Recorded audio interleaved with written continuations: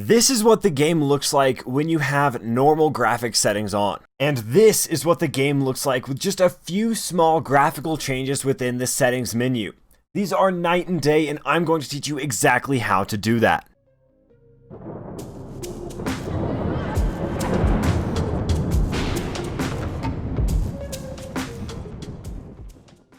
Hello everyone, and welcome back to a brand new Disrupt Gaming Call of Duty video.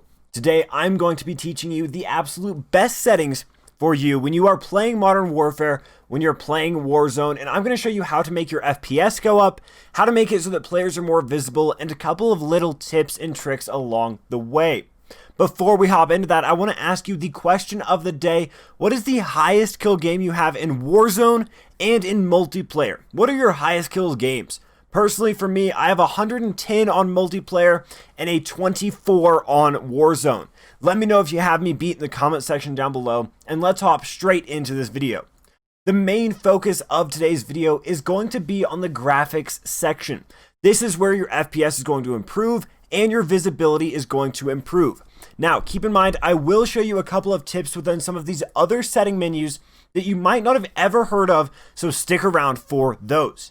Now, to start, display mode, full screen, very, very important setting right here. If this is in full screen borderless or windowed, you're not going to be able to maximize your FPS. Full screen makes it so that your GPU is absolutely dedicated to that monitor and that full screen gameplay. Next up, your display monitor. Doesn't matter as much, obviously, pick whatever monitor you are currently using.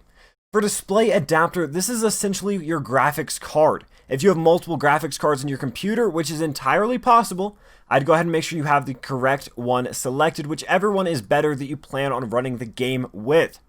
Next up, screen refresh rate. This is going to be however many times your screen refreshes the image. This is the same as the hertz of your monitor, so if you have a 60 hertz monitor, you will want to pick 60. I personally have a 144 hertz, so 144 is what I have selected. Next is render resolution. Crank this to 100 instantly. This is a huge deal right here, and it doesn't affect your game's performance that much, but it does affect how it looks so much. If this is down to 66, your game is going to look absolutely terrible, very pixelated, and honestly just not as good as it would when it were at 100. There are a couple of other ways to actually get your FPS up, so this is going to be one that we want to keep on 100 at all times. Aspect ratio, you can go on automatic. And then VSync, I would recommend disabling unless you are experiencing some screen tearing.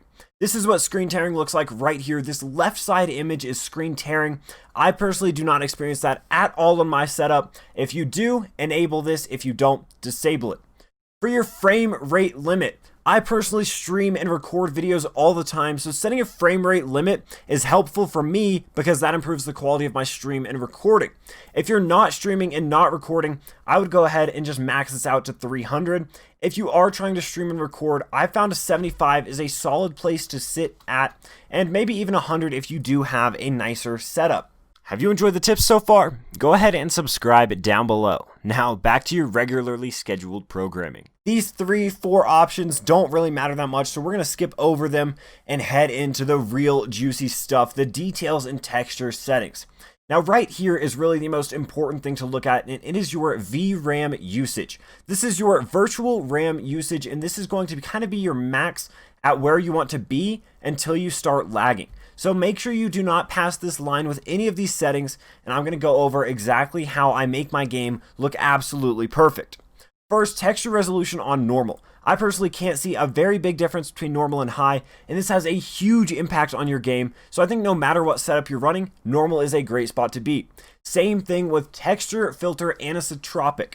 This one is also, can't tell any difference between normal and high, doesn't have much effect, but just to keep it consistent, we like that. Particle quality, you only have the low and high options. Low looks very pixelated and grainy to me, so high is very important there, especially in Warzone when there's so many particles flying around all the time. There's so many things going on that being able to clearly see through them, I think, is very, very important for that visibility side.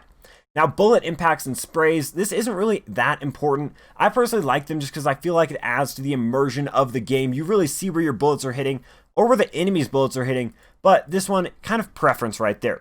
Tessellation I have disabled because it really doesn't change the geometry of your map that much, but that is what is supposed to do. So if you look on the left and right, you might be able to tell the right side has some sharper corners, whereas the left side's a little more dull.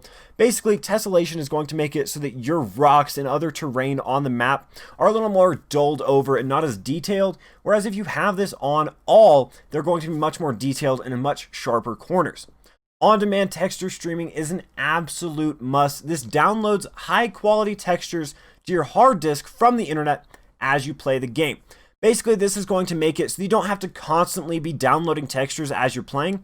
It is going to download it as you play the game, as you're seeing those things for the first time. So maybe the first time you load into Verdansk, you might lag a little bit, but after you finally get those things flow and you finally get these textures streamed to your PC, you'll be looking much, much better. Streaming quality, this one is also a pretty big one. This is Warzone specific, keep that in mind, but it has a major impact on your VRAM. Personally, haven't seen much of a difference between the two settings. I've tested them all, and normal seems like the best spot for me. But if you're looking for a little more FPS, turn this down to low, and you probably won't notice that big of a difference. Shadow map resolution, another one you can crank down to low and won't notice a single thing, but you will get those extra frames, which is what we are all for. Cache spot shadows and cache sun shadows, both disabled. These both turned on do impact you just a little bit, and also just those frames is really what we're going for in this section. Up here is more of the visibility, kind of makes a lot of things sharper and easier to see, which in turn will make the enemies easier to see. Whereas when we head to the shadow and lighting section, this is where you're really saving on the frame rate. Even though these things barely affect it, they really do add up over time, trust me. Particle lighting is very similar to the particle quality setting that we saw earlier. I leave this on normal because as you get into those higher settings, you're not really able to tell that much, but I still do think that particle effects are especially important, especially when you're playing Warzone and there are so many things going on.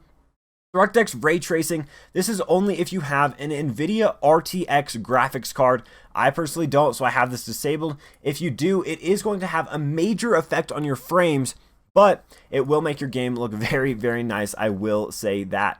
Now, ambient occlusion, this has a very, very minor effect, but leaving this on both is going to make your game have a much more depth feel. I don't know if that makes any sense to you, but basically the shadows of the game are going to feel much deeper and the corners are going to be darker. It all will make sense once you're actually playing in the game and you see these shadows. You'll be able to tell a major difference for a very small quality on your frames. And next we have screen space reflection. This right here I have on high. This is one that literally has zero effect on your frame, so crank it up to high just so that you can make your game look as nice as possible. The only real thing that this affects is the headlights of cars. I've noticed after doing all of my testing for this video that the headlights of cars are the most affected thing by screen space reflection, so obviously not that big of a deal.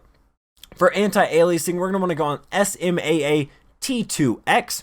This is the best one to reduce those jagged edges and kind of the blurriness within your game. If you play on off, it is going to look quite blurry. SMAA 1X for if you have a worse graphics card, it's not that good. And then SMAA T2X for that decent setup. If you're running the game already on 75 frames, you might as well crank this up. It is very, very worth it. Depth of field is kind of a personal preference type of thing. I like mine disabled.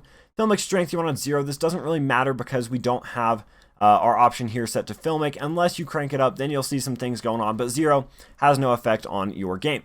World motion blur and weapon motion blur both need to be turned off. This is for gameplay purposes. Turning these off is very, very important because trust me, you don't want the entire world blurring by. You won't be able to see enemies. This is a major thing for visibility right here. If you have motion blur on, you are not going to see the enemies. They're going to blur right by. If you have it off and disabled, these things aren't going to blur. Your eyes are going to be able to pick up on those enemies much, much easier. And same thing with film grain. We don't want our game more blurry than it has to be, so we go ahead and turn that off. This video is already getting pretty long, and I don't want to keep you guys for too long, so maybe we will release a second best keybind type video later on in the future. Let me know in the comment section down below if you would like to see that. Also, don't forget to subscribe and like this video if you do enjoy the content. We're uploading some high quality Call of Duty content all the way into the release of Cold War, and we are going to be going hard. We here at Disrupt Gaming appreciate you so much for watching through to the very end, and I will see you in the next one.